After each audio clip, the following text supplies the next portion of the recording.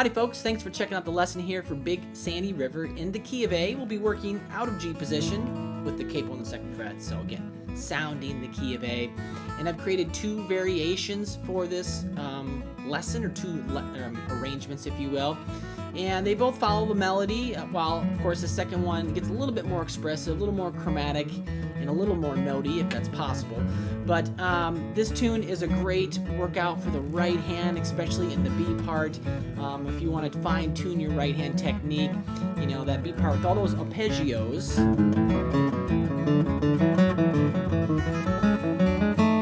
It's just a good little workout, especially when building in speed. I'm going to break down everything note for note, measure for measure. If you want to download the tablature and the notation and the multi-speed backing tracks, click the link in the description below. Let's have a look at that first variation. All right, so let's break down the first variation for the A part for Big Sandy River. It's got to pick up there on beat 4.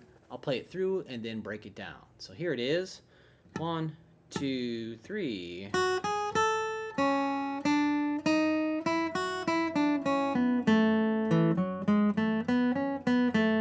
Again, ready, go.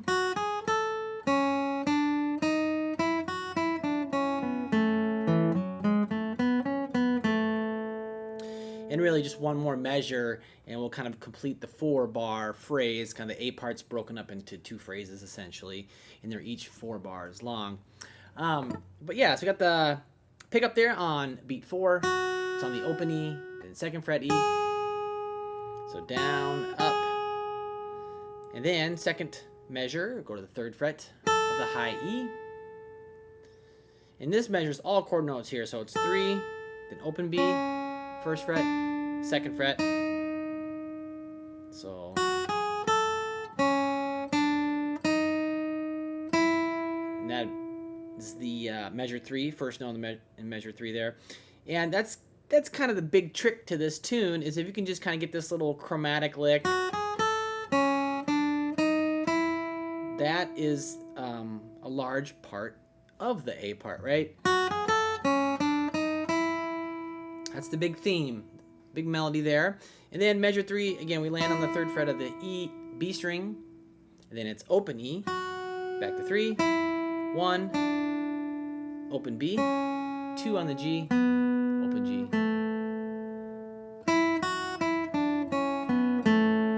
So it's 8 notes there, and then the last note in that measure is a quarter note. So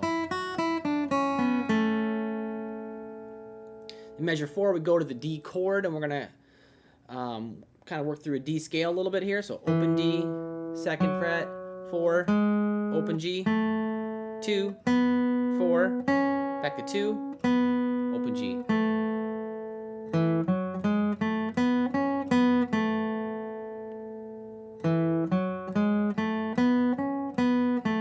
Again, a lot of down up picking, so watch your right hand. And I put all 3 of them together, all 3.5. They sound like this. Ready, go.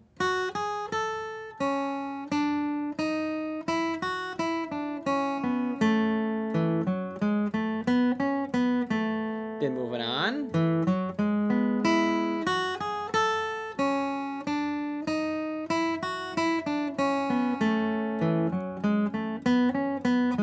So a lot of very familiar things right there in this second portion of this tune. That's why I have a variation for it. You can mix and mingle the variations. You can play 4 bars one way and the next 4 bars another, or the whole A part one way. And then when you repeat the A part, you can do that, the variation. So, you know, the phrase ends, you know, open D, 2nd fret, 4th fret on the D, then 2 on the G, and then back and up to 3 on the B. And I will kind of outline this shape. And it's nice if it kind of rings over top of each other, right? All connected. And then I got that pickup that starts the phrase over. So open, 2, 3. And you can finger it a couple different ways. You might catch the first finger here, then the second finger. Otherwise, I might lift off everything in time and catch the second finger and then the 3rd finger. And then this is all the same here. 6, 7, 8 is the exact same as 2, 3, and 4. So I don't really need to cover it. I mean, the way we end the A parts is slightly different, but And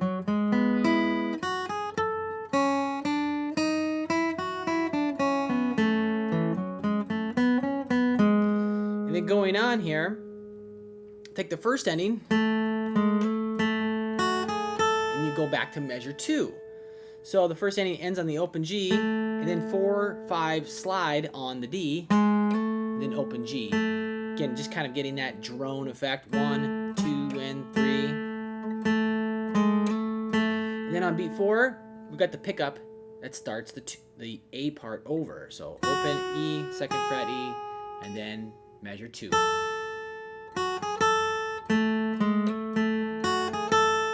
Now, if I was, taking the repeat here and coming down the second time, I go from measure 8 to measure 10, and it ends slightly different.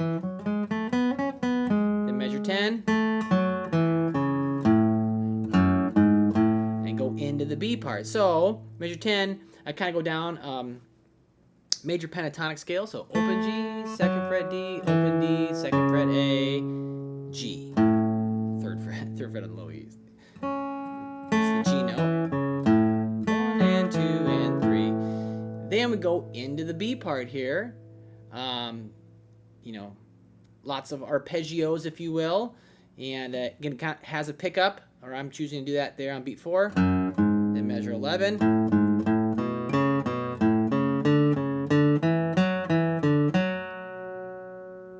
So we're going to arpeggiate over each chord, essentially.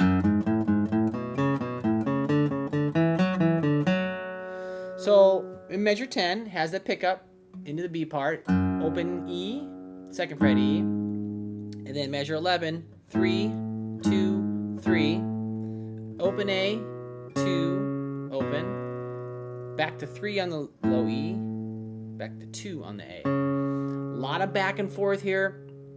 This is a great right hand workout, okay? This will really challenge, in my opinion, your right hand technique and endurance, strength, because it's just a lot of, consecutive eighth notes, but then it's just a way, you got to work on the low strings, so you really got to dig in, and then it's done, at a fast tempo, just the way the melody kind of sits when you're going back and forth there, just makes a bit of a challenge.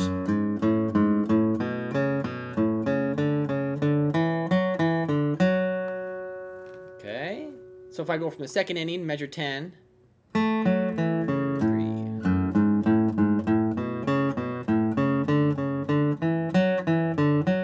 going on, then it repeats the phrase. So measure 13, open D, 4 on the A, open D, 2, 4, open D, 2, 4, next measure, open G, 2, open D, and then here I'm going to choose to come down, catching the C note, 3 on the A, 2 on the A, open, then it picks right back up into the second half, again, repeating what we just played, essentially.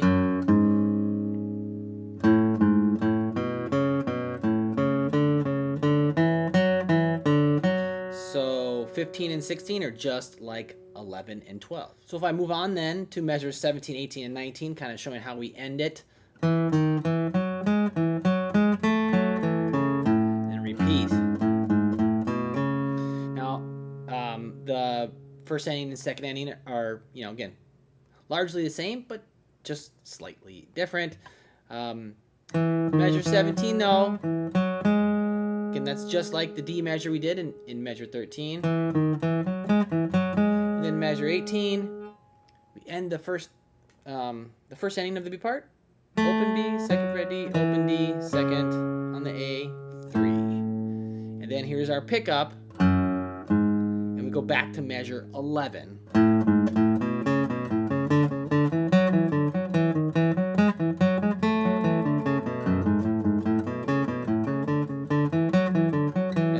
Second time, we go to measure 19, which is largely the same.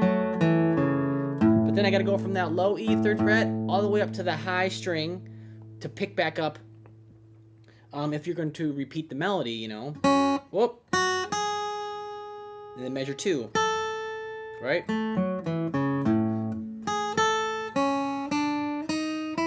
Perhaps you'd go into playing rhythm, you know, but that's how you'd repeat the melody if you want to repeat the melody. All right, so there's the A and the B part again for the first variation. And, you know, I'm repeating myself here, but, you know, the first 4 bars of each part essentially repeat itself. And so once you have the first 4, you essentially have 8 measures.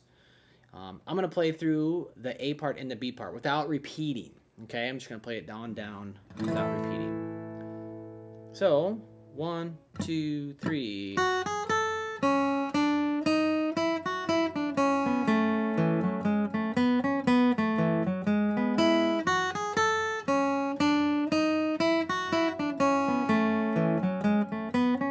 Second ending.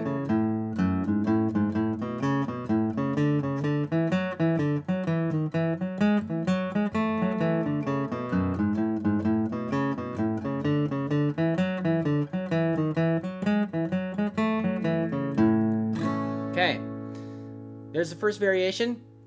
And if you want access to the full-length lesson, download all the tabs and the multi-speed backing tracks. Click the link in the description below, and we'll move on to the second variation when you're ready.